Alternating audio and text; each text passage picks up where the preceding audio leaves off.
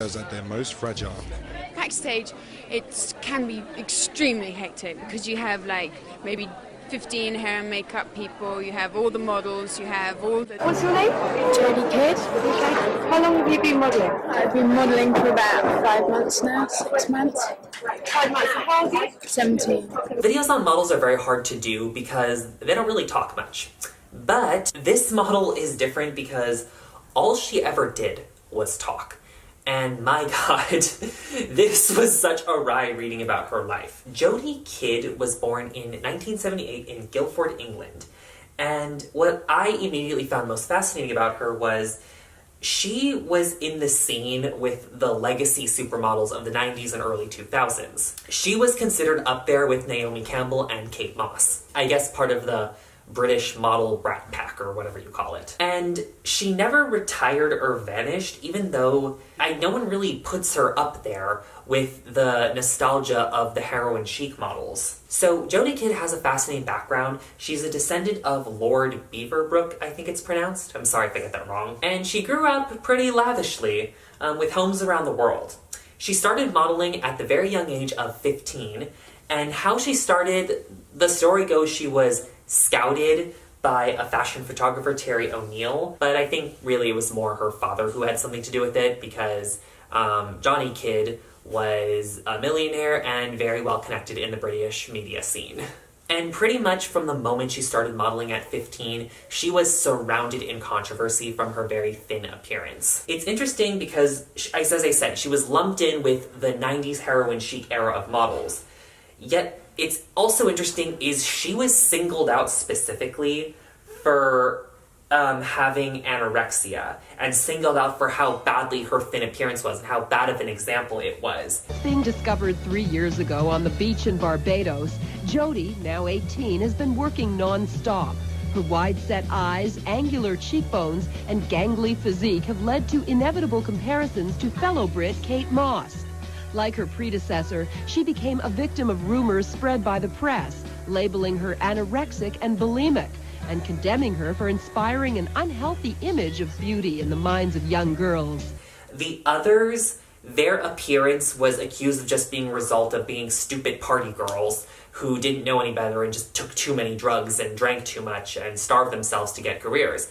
But Jodie Kidd was singled out, saying she specifically is suffering from the mental disorder of anorexia, her specifically, which I find very interesting. And why her only was the one to say she was specifically suffering from an eating disorder and not just like the others, oops, it's an accident, they just fell into this thin lifestyle, the thin life, like the thug life. I guess maybe because she was a little bit younger than the rest, so maybe she wasn't seen as old enough to be part of that lifestyle. Though, I mean, she definitely was in it. She was definitely in the party scene. Maybe she wasn't a legal adult, but, you know, I think, as you know, these models were not... Well, it's the kids' entertainment industry. I don't need to go into that. Jodie definitely was a girl about town, and she fit into the model socialite archetype perfectly. Boys, parties, drugs, and more parties. But by 1995... there were the rumors of her having anorexia were just piling up and really getting out of hand. The media was just having a field day talking about Jodie's alleged anorexia. This is an example of the public getting very oddly fixated on a small aspect of a celebrity's life, like a weird alleged quirk, and just running with it, which does happen from time to time. With Jodie, again, it's just something that the media latched onto and just ran with it.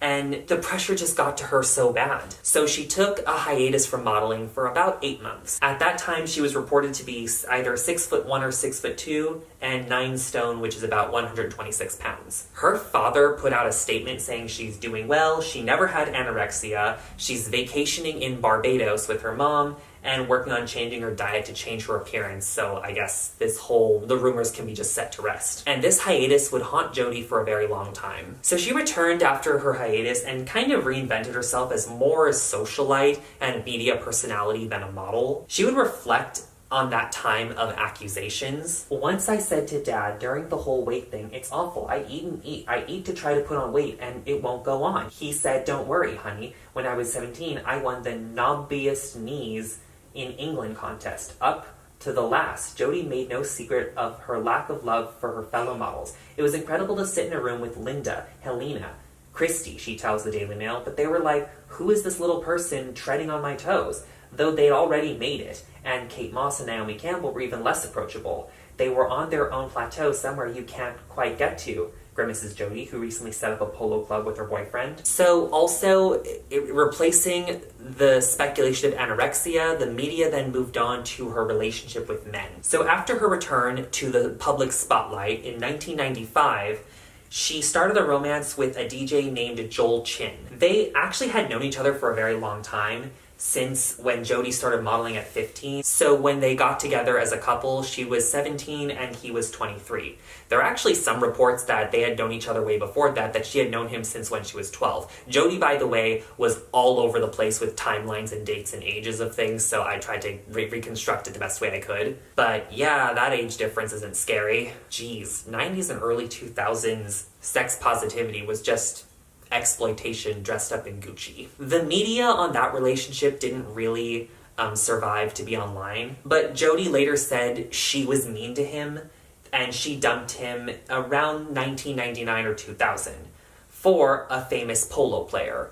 Not water polo, but like horse polo. You know, that thing only really rich British people do.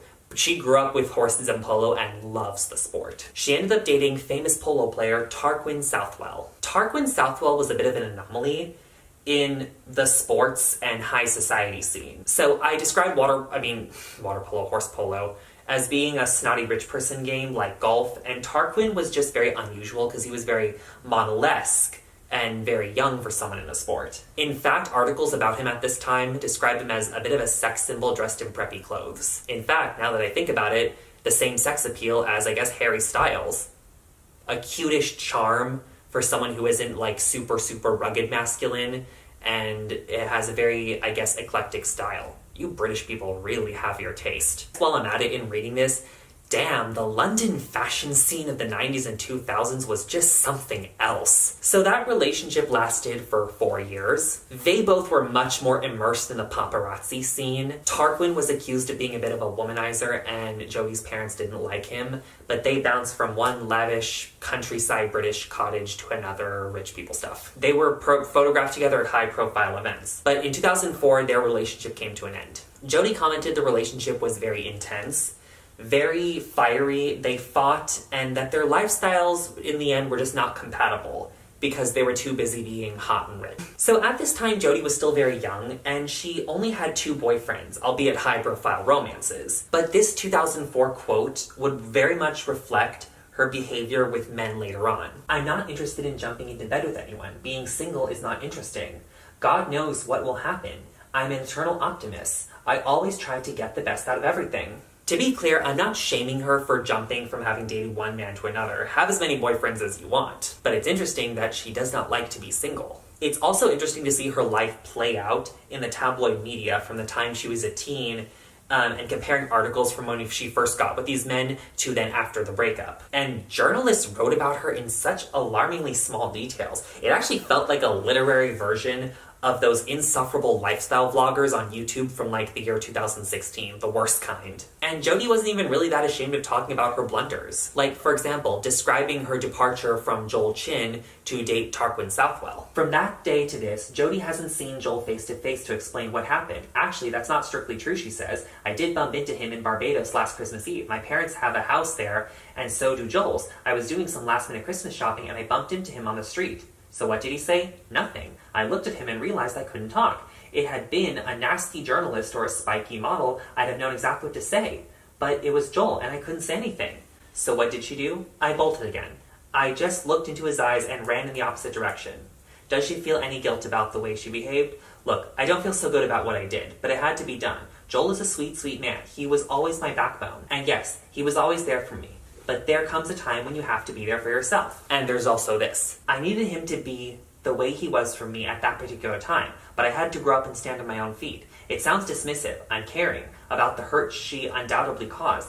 It's just how beautiful 21-year-olds behave. There's no cruelty in her, but there is an acceptance that her beauty does afford a certain privilege with the opposite sex. The breakup with Tarquin brought up back the accusations of anorexia from years prior. But don't worry, Jodie wouldn't remain single for long, thus giving the media something new to talk about. In 2004, she met her first husband, Aidan Butler, an internet entrepreneur. And like the others, her romance with him was very well documented. From Arrowvale High School, pupil Aidan Butler, 27, met Jodie in May during the 6-day, 3,000-mile gumball car rally across France, Morocco, and Spain. Jodie was driving her Maserati Spider, and Aidan was driving his brand new Lamborghini. They met in a garage in Barcelona during the last leg of the rally, and it was love at first sight. Aidan said, "From the day we met, we have not spent any time apart." Okay, see what I said about the insufferable lifestyle vlogging kind of thing? That's what I was talking about. And what is it about their freaking cars and trips and all that stuff? Jeez, early 2000s internet articles were just glorified press releases. I mean, if they weren't stuff that Perez Hilton was writing. So they got engaged in 2004 after 6 weeks after meeting, and married a year later in 2005. Close to 2 years later in 2007, they divorced. So the marriage lasted 18 months. 2006 to 2007 was actually a very rough year. It was time for Jodie, because her brother separated from his wife, and her parents, who had 33 years of marriage, also filed for his divorce. Her father left his wife for a much younger Hollywood actress half his age. Jodie's divorce from Aidan was not easy. She claimed he was erratic and abusive. The next 3 years would be a very interesting time for Jodie. Not too long after her divorce from Aidan, there were accusations she was on drugs. Not only she was taking them, but she was active in dealing them. She was still actively modeling at this time for various high-end companies, and she had actually spokesmodel contracts for a lot of mass retail companies. This drugs accusation put her in a very rough financial hole because she lost all of her sponsorships, so allegedly an annual paycheck of £500,000. Okay, so that seems very weird. That seems like a very high check for being a spokesmodel. I mean, she wasn't Flo from insurance or Geico the Gecko or whatever. So spokesmodels now seem like a very novel concept, but in the late 2000s, they were actually very lucrative, more so than modeling on like a runway show. Why? So at that time, sponsorships didn't, for influencers and personalities, it existed, but not to the capacity it does now. But it existed in a very different format. A good example would be how Kim Kardashian handled her brand deals more when her fame relied on paparazzi photographing her than her posting herself on social media.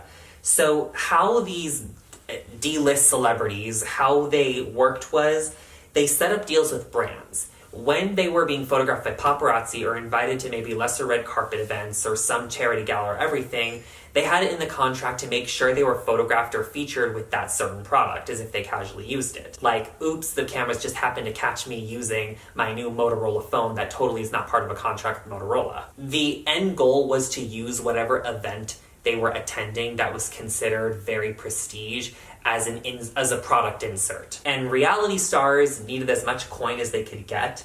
Even if they were being invited to red carpet events, they weren't getting paid as much as the other celebrities. So essentially that's what basically pioneered the concept of, well, product placement. And deals like the one Jodie had were really important because she was known for being a model.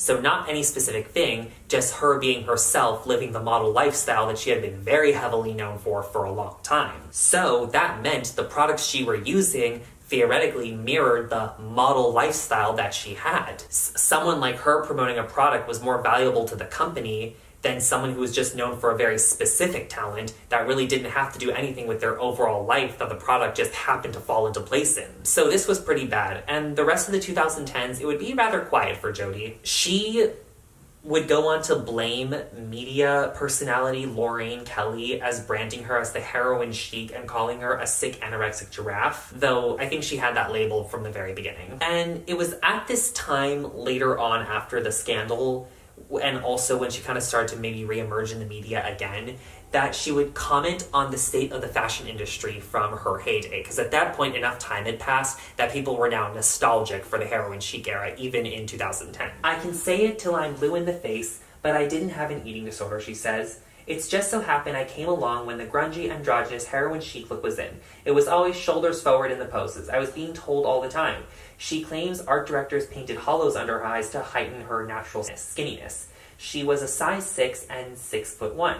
Jodie, 31, adds, I got glandular fever because of the schedule. I was 15 when I started and I never missed a show. I do New York for a week, London for a week, Milan for a week, Paris for a week. It was relentless. If I did it now, I'd be a nervous wreck. She believes the criticism could really have destroyed someone else, but it made her work harder to prove she didn't have issues. But in that same interview, she said she didn't like her body now. She thought she was too big and wanted to look more like her other contemporaries, Gisele Bündchen, which is interesting because Gisele Bündchen was considered the plus-size model. So Jodie never stopped pursuing her spin-off media personality career or TV presenter or whatever you call it. She was known for a time for being on the show Strictly Come Dancing, so the British Dancing with the Stars. And shows like that I call career salvages because they're always where dying celebrities go to hopefully revive the careers, like being a guest judge on a reality competition show, or going on Big Brother, or going on a panel talk show. But since she went on that show, it re-sparked media interest in her again. And she started to gain more traction with media and attention by, again, talking about the old world of the fashion industry at the time when the heyday of Supermodel existed, the times of model houses, the times models were invited to high-event parties just for being models, the times models were muses for designers. So how does Jodie feel about the criticism that her body used to get? Well, she said that at that time, she was earning about 100,000 pounds a year. The judges go on about it every single week. I mean, get over it. They knew that when I signed up. I'm 6'2".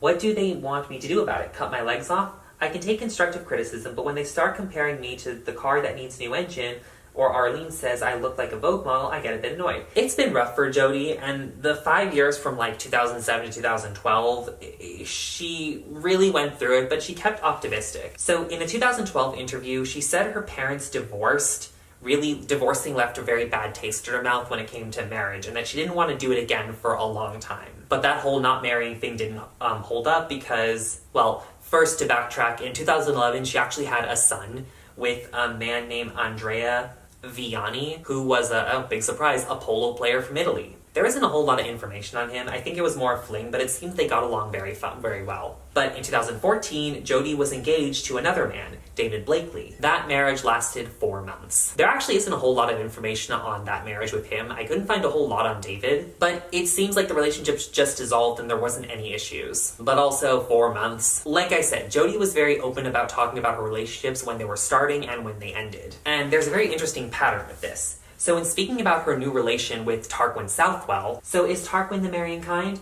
Yeah, he is, she says tentatively. But we've got years to go before anything like that happens. Oh God, absolutely, says Jodie. I can see myself spending the rest of my life with him.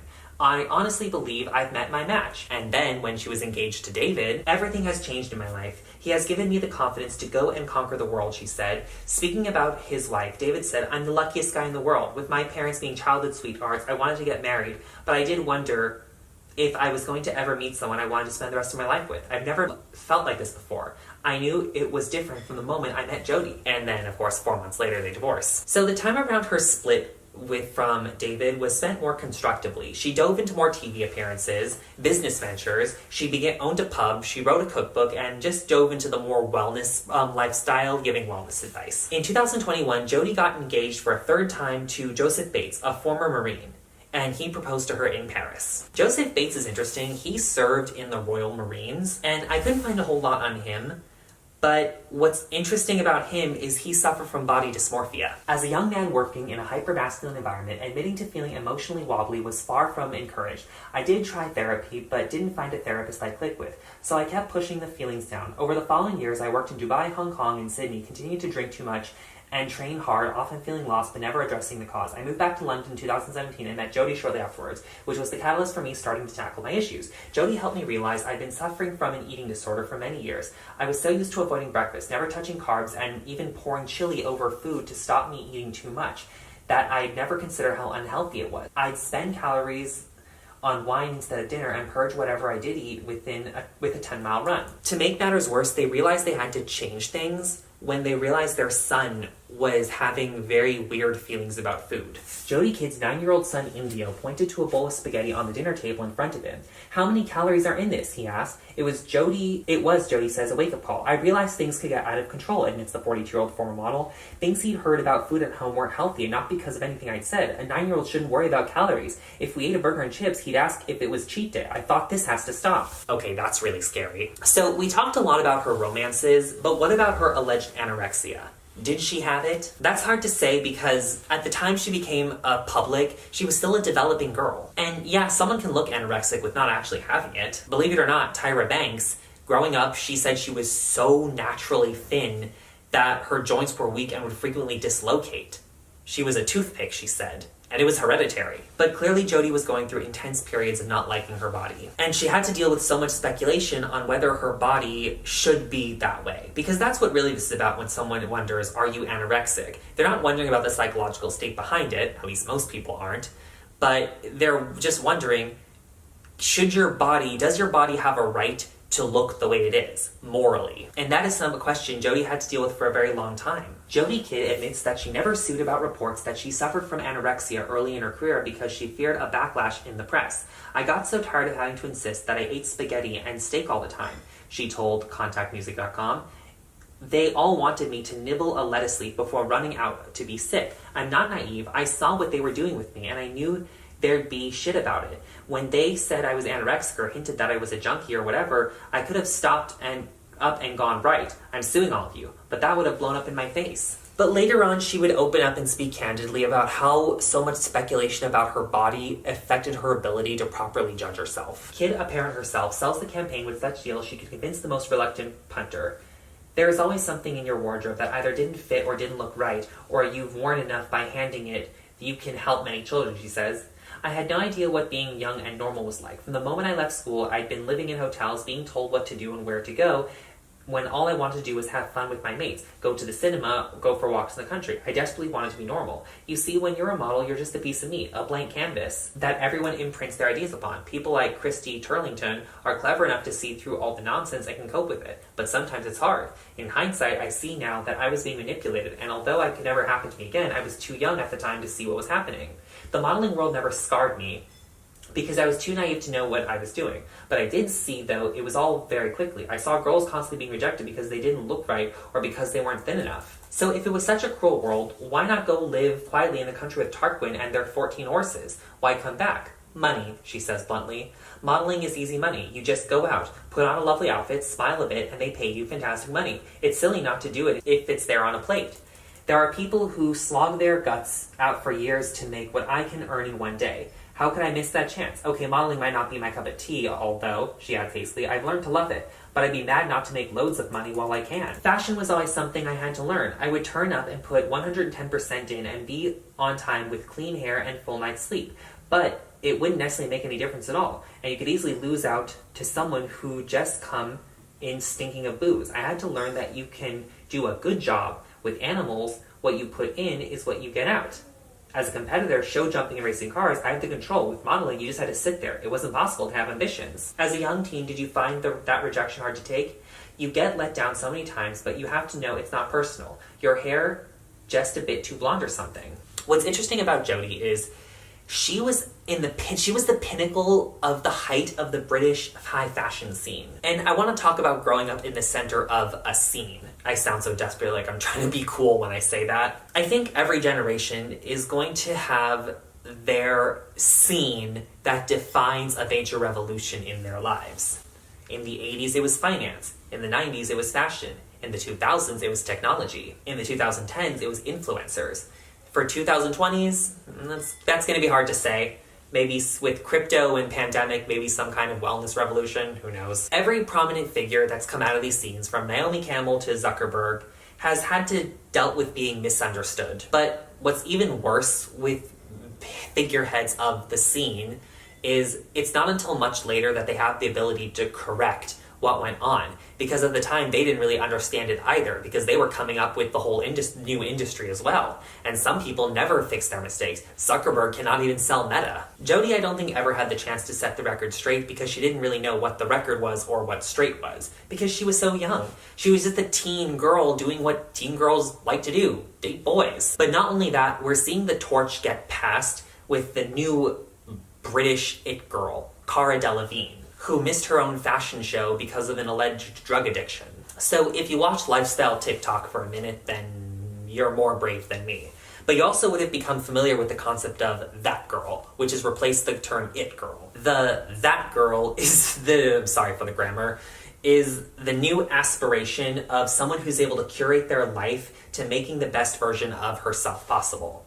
So you watch her not because you're really interested in her thoughts, but because her life is essentially an instruction manual for how to be the best version of herself, and the girl herself in the TikTok video is just basically an illustration to accompany the instruction steps. And everyone needs someone to be that girl so you don't feel lost in your own life. Because let's face it, we're all so bad at taking care of ourselves more than we'd like to admit. I mean, I'm not a morning person. To function throughout the day, I have to get an extra hour of sleep on the train when I commute to work. Yes, it's very sad. So whether it's Jodie or Cara, or whoever else is set out to fulfill the role of being that girl, or the it girl, or the supermodel, or whatever, it's a scary part to fulfill because you're responsible for writing the script, but you don't have a paper, pen, or keyboard. So you have no story in mind, no end goal. You're just improvising the performance, and improv is hard. So I hope Cara can take a note from Jodie and spend time away to think about what she likes to do best, and what's truly beneficial for her, and not just someone who wants to have fun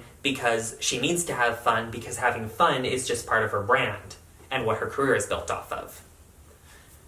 But anyway, thank you so much. Let me know your thoughts. See you later.